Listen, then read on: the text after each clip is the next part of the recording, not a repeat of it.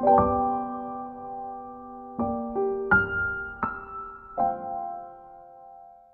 in the heart of the golden jungle, where the sun kissed the tall trees and the rivers sparkled like diamonds, there lived a mighty lion king, Leo. But today, something was wrong. The jungle was too quiet.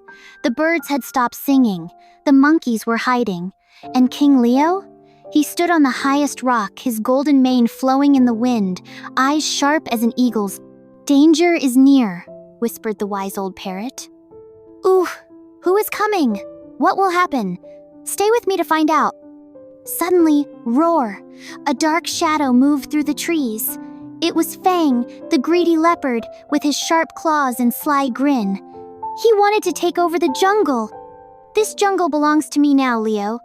Face me if you dare," Fang growled. But King Leo wasn't afraid. He stepped forward, his golden eyes burning with courage. "A true king protects, not destroys," he declared. Fang pounced, but Leo was fast. The dodged, leaped, and with one mighty roar, he sent Fang running deep into the shadows, never to return.